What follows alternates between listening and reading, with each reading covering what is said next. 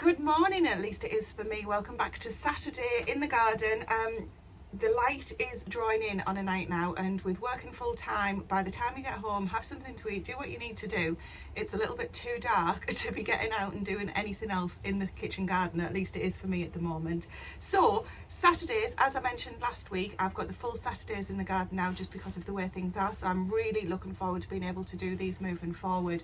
Today I have got the second part of the last video where I talked about autumn and winter planting and making even more of the garden than we have been.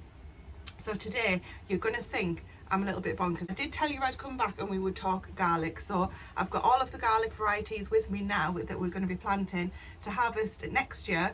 I may put some in the spring, we shall see, but this is all of the autumn and winter sowings. We are now on, what is it? It's about, it's Friday the 13th yesterday, so it's the 14th of October. I would have got these in a little bit earlier if they'd arrived, but I didn't order them on time. I wasn't sure where to get them from. I've bought all of my garlic this year from eBay, and one of the varieties that you saw in the last one from a garden centre, well-known garden centre called Dobby. Was it Dobby's? Anyway, I'll show you all of that in just a minute. The reason I'm in the shed, well, first of all to say hello, check in on everybody and see how you're all doing. But it's also really, really windy outside today.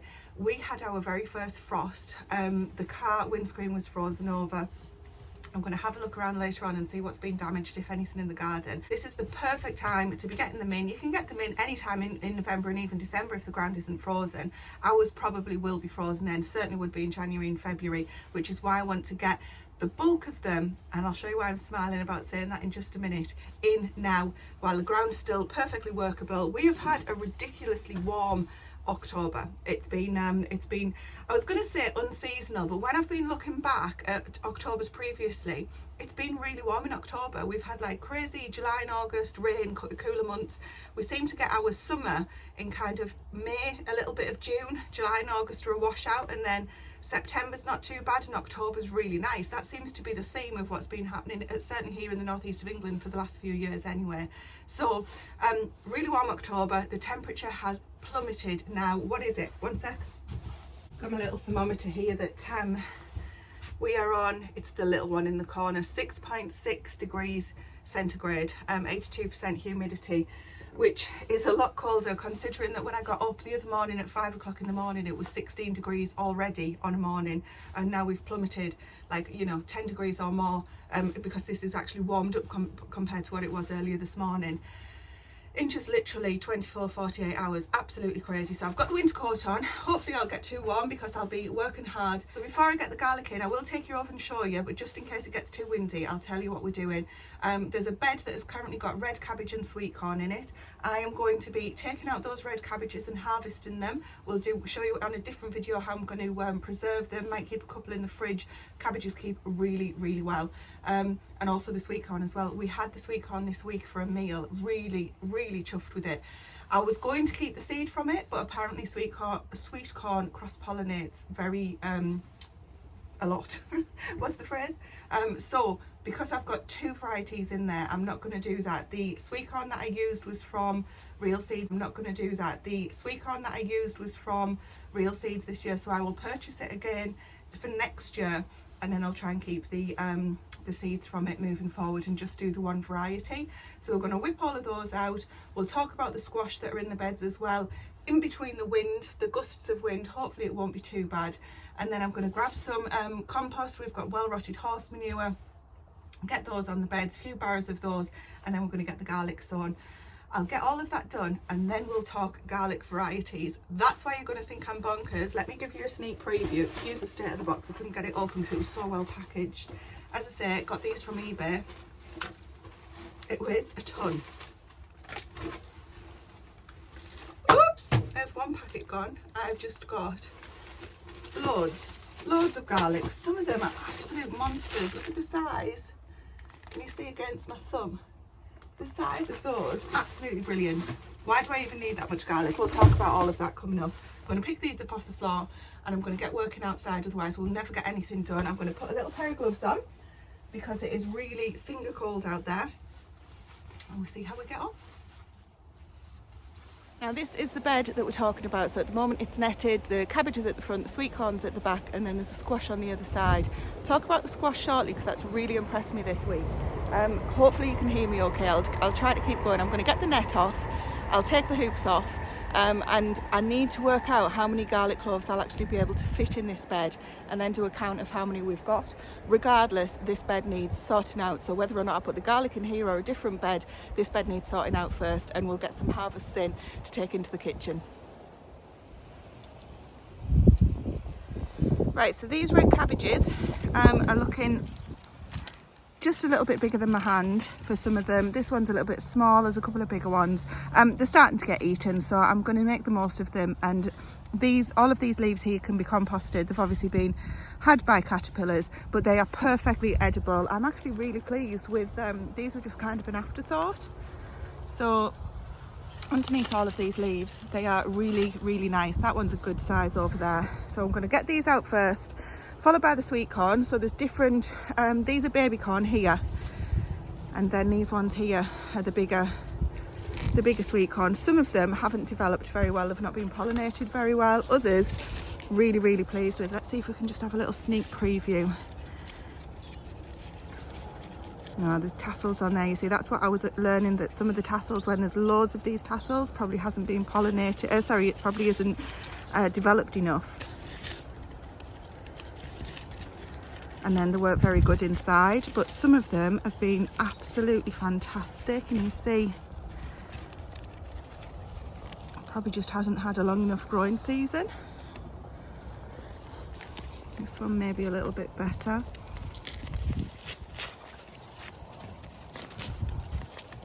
No, so the ones that are like that are going to end up being chicken food, and the rest, you see. Now this one though is absolutely perfect. Can you see there? So I will check them all, and any that are really good we'll freeze them, and any that aren't I'll just go for chicken food. But as I say, these went in quite late, again more of an afterthought for me, so I will definitely be giving the variety a go again. I'll try and put the variety on the screen, but it's from the company Real Seeds, and I think it was like I can't remember. I'll put it on the screen. Really tall. Look at those beauties. I'm really, really pleased with these. This is the big one that I was referring to. Got a couple of decent sized one. How cute is this tiny little thing? I think what I'm going to do with these, in an effort, the whole point of doing this and growing our own is to reduce what we're spending in the grocery, in the supermarket, but not just to reduce from a financial perspective. It's about the health benefits of growing your own, and obviously straight from the garden, much more nutritious, etc., etc., and you're in control of what you're putting in your mouth essentially. Now, obviously, I'm not here to harp on to anybody and tell anybody else what they want to do, but that's what we're trying to do as a family. And the whole point of this extra push that I'm doing for the autumn and winter planting is so that next year we're off to a flying start, and we've got all of those extra veggies and delicious goodness that we can be growing and harvesting and getting straight into the kitchen from the garden. As I say, I'll show you what I'm going to do with these in a separate video. I've already got an idea, because there's something that we get from the supermarket that's quite expensive that I'm hoping that I'll be able to make myself. Done it before, but again, we'll do that on a different video because this is all about the gardening. We'll take it into the kitchen another time. So what I've done now, or what I've done here, is literally just harvested those cabbages just chopped them off whilst they've been in situ. Goodness me, the sun's a challenge today.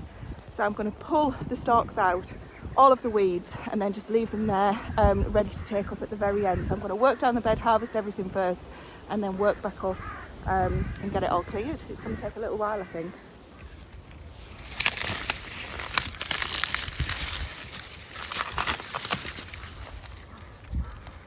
Right, that's all of the cobs taken off the stalks that are worth it, and I've got a little idea. It's going to the dark. Can you see what the frost has done to this squash plant here? Nipped the leaves a little bit, so that's kind of helping me make the decision around what to do on these, because oh goodness me, didn't even see that one. Right, so there is one of these acorn squash. The variety is it's just a tiny one. This variety is called baked potato. Oh my goodness, this is delicious. If I can find a ripe one, I'm not saying that's not ripe, I will eat that, it's just not as big as I would want. If I can find one that's a lot more developed, we'll have a look over in the bed over there on yon side as well. Then I'm going to keep the seeds from them, because we had one the other night. It was absolutely delicious. you see there's some, right, put this one down so you can concentrate, Tracy. Hopefully this isn't spoiled underneath. There's 2 that I can take into the kitchen now. You see these won't come to anything. Again, these were planted a little bit later in the season. It was a bit of an afterthought because the plants are compact, they don't trail like some of the other varieties. I will definitely be growing these next year. What I was saying about the seeds, sorry, is if I can find a riper one, then I'll keep the seeds from them. I don't know if I actually finished that sentence. Right, it's going. Another one here. Now one of these I'll do, Stephen and I cut it in half, pop it in the oven with a little bit of oil on it, face down. Oh, there's a bigger one there, hang on, I'm gonna come back to you, 2 secs. Lovely, so that one is a lot bigger. So yeah, as I said, face down in the oven with a little bit of oil on. If you do it face down, as in cut side down, then it kind of steams from underneath. Turn it over for the last few minutes with a bit of cheese on or something. Goodness me, could have that now. Right, let's get them in my, do you like my copper pan, by the way? Got this from an old antique shop. An old antique shop, you know what I mean. Incidentally, while I'm here, started getting the red onions in this bed here. We have got 40 red winter and 40 electric. I showed you those on the last video, and I've put them in up to where the fork is, not the fork, the rake. I'm going to check these plants over here because I do need this bed freeing up as well. Let's get this out because it's going to, right. Check these plants. Right, look at this. Okay, that's interesting. Can you see the difference in size? This is because this one, goodness me, that's a monster. That's been in the sun. So can you see over there how where we've just taken those from are in the shade? And I also question how much water that hedge takes. So that hedge there, I'm pretty sure, as well as this one here, takes water from those beds. I'll try and keep the seed from one of the bigger ones. Let's have another look and see how many we get. Considering how late these went in, I am super pleased with that. There's 7 squash there. Yes, from kind of 4 plants, one of the plants didn't come to anything. So it's not really that prolific, but I think if these had gone in earlier, given the amount that are forming now, that if they had another month or so, which obviously they don't this growing season, but next year if I get them in earlier, then we will have like an absolutely fantastic amount to take into the kitchen and to keep us going. This baked potato variety literally tastes to us like a baked potato.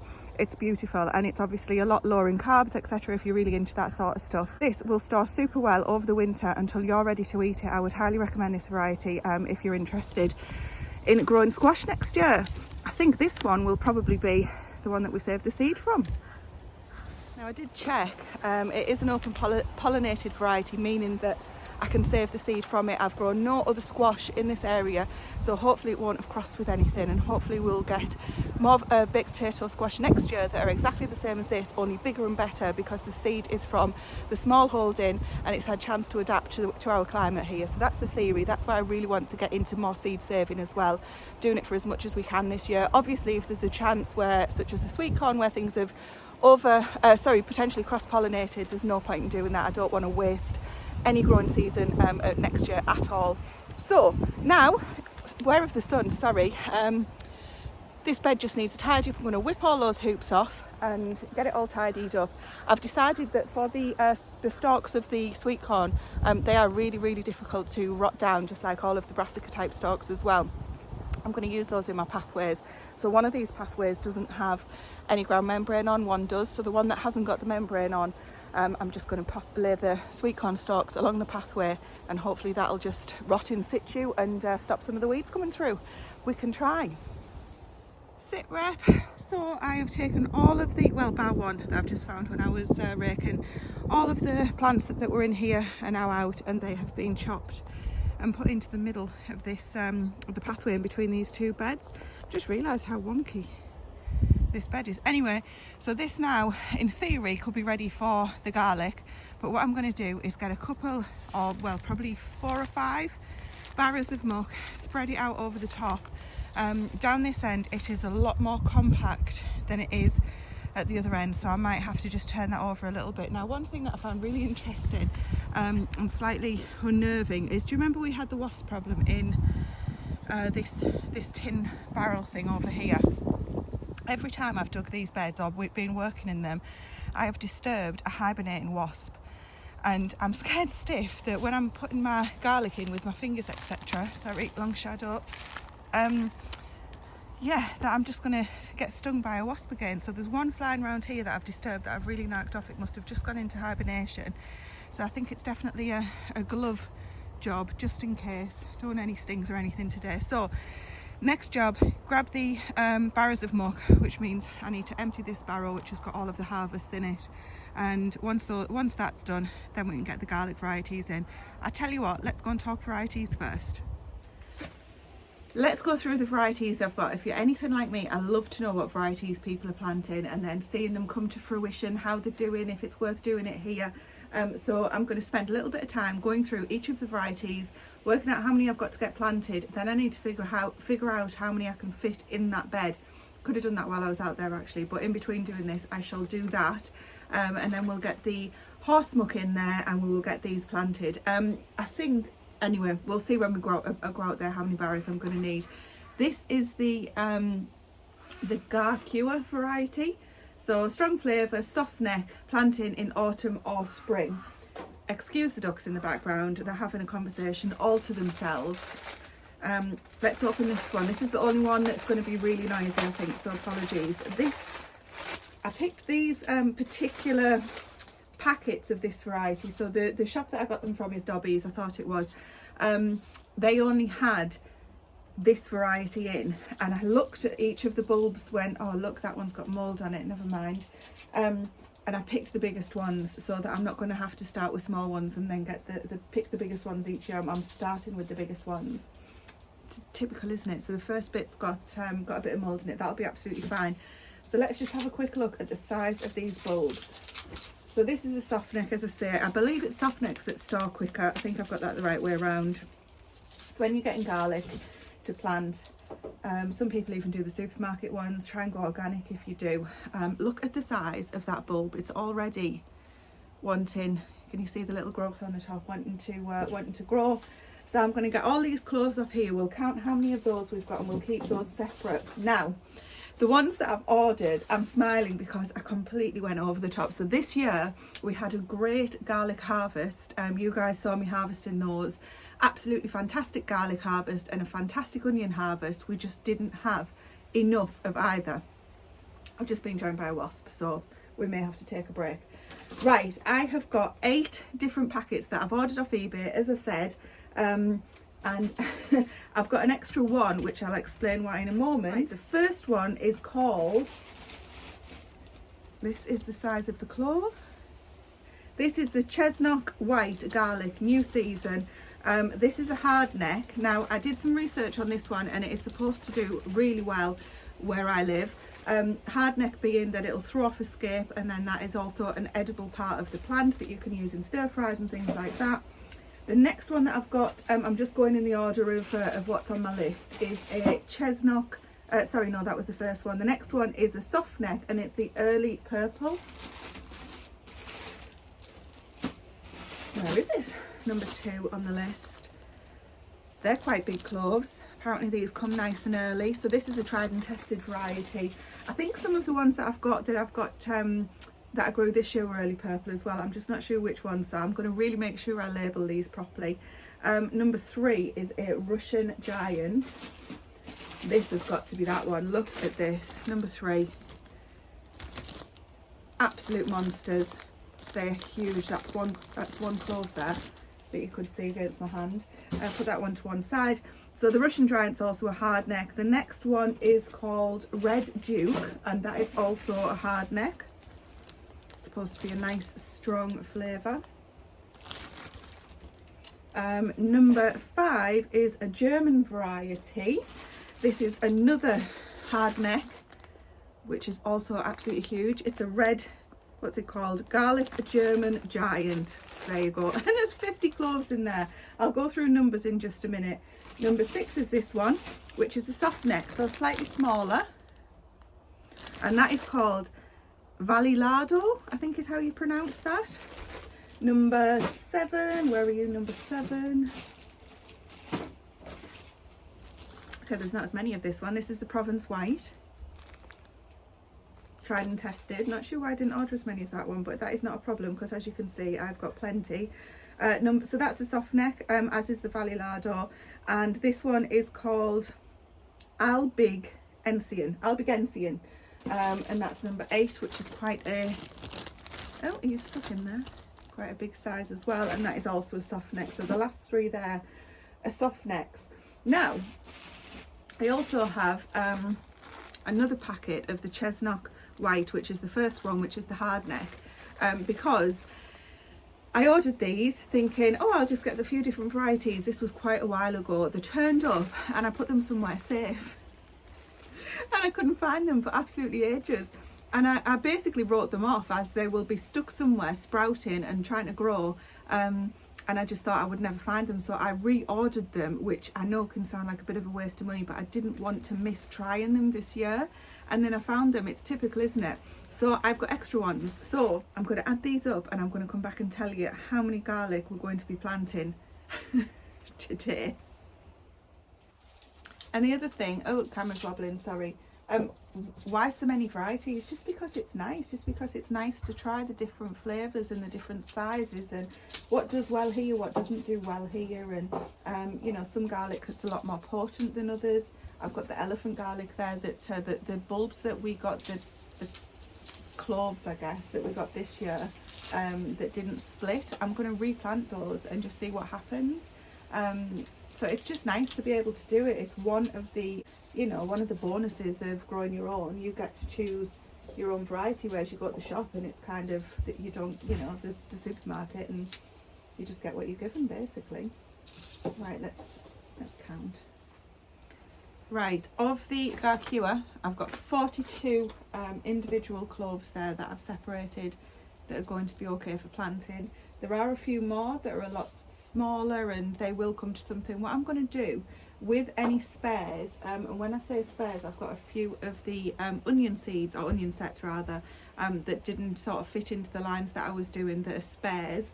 I'm not going to waste any. All of them will go into pots and I will grow them on inside the greenhouse. The greenhouse is going to be unheated in the place where they'll be growing, and then any gaps that I've got, I will make sure that I plug those gaps with the one from the greenhouse, because obviously birds, or I don't know if anything will eat the garlic. We've not suffered with that, but who knows, something like that might happen. So I'll make sure that I label the ones correctly that are going in, and I'll make sure that any spares that I've got that go in pots, I'll also label correctly. Now, I've done a total. I've got 242 garlic that I'm going to be sowing today. Is that a ridiculous amount? Quite possibly, but it also might take us into the following year. I'll certainly be saving as much of, well, I'll certainly be saving all my own seed. That's not to say that I won't be trying any new varieties if any get recommended. I do love trying new varieties, obviously. So that's the number of cloves that we're going to be sowing today, and then obviously they will produce 4, 6, 10 on each clove, on each bulb that they then grow, depending on what variety it is. I will show you the growth and the end result next year of all of these garlic varieties, and then we'll do a cooking test, taste test, and see what turns out nice. Now also, you know, on a serious note, that one of the reasons why I'm growing so much garlic is because it is so good for you, and there's a lot of different ways that I'm going to be using it. I can't do it this year because I haven't got enough garlic to do it. There's multiple ways that I'm going to be using it medicinally, easy for me to say, next year, that I'm also going to show you as well. So enough chatting. I need to go and get the beds prepared. I need to get all of the individual labels done so that I know I'll do as many rows, long rows of each variety as possible, so that I'm not having too many labels all over the place. And then we'll get these planted. I'm really excited about this. I've also got the last of the onions to do as well, but I'll show you all of that once we get back outside. The wind's picking up again. I've tried to do the maths on the bed. Not my strong point.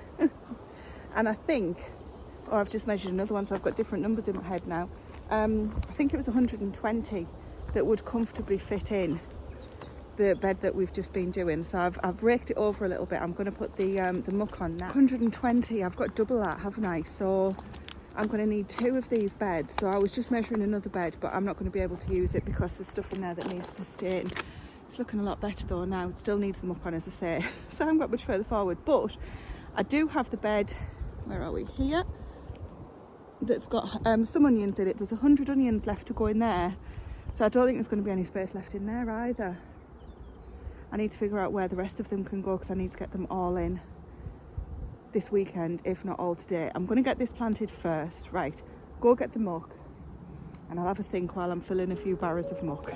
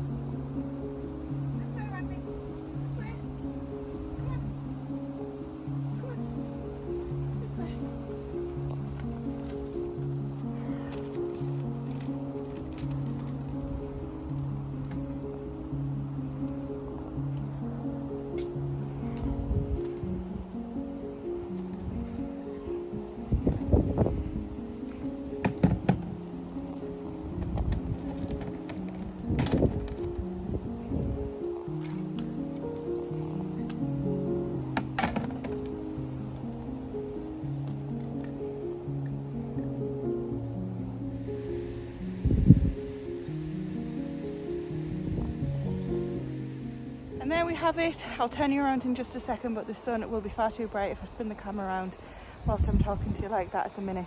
I have got in 20, no that's not rows, I have got in 6 rows and there is 20 cloves in each row, so what's that, 120 cloves. Half of what I need to get in, so I need at least this bed again. I need to figure that out. I'm going to look at doing that tomorrow, rest assured. When I've done it, I'll show you what the decision was, but I think for now I'm going to call that a day because it has been hours this has taken me. I did get distracted by my compost heap briefly, which is why my hands are absolutely filthy. Not only have I been planting the garlic in the horse poo, which actually I'll talk about in just a second, but I've been driving around in the compost heap too. The wind's picking up, as you'll probably hear, so that's one of the other reasons I'm going to call it a day. So we have got soft necks all in this bed here, so there's 2 rows of the Garciua, so that's 40 cloves in there, 20 cloves of early purple, 40 cloves of the, how do you say that, Valilado, I'm going to say, and then the very last one is 20 cloves of the Albigensian. I don't know how to pronounce that, but anyway, I'll put all of the, if I haven't already, I'll put all of the names, the varieties rather, underneath that I've got. I'll have tried to put them on the screen, I think, as I've been talking about them. We shall see.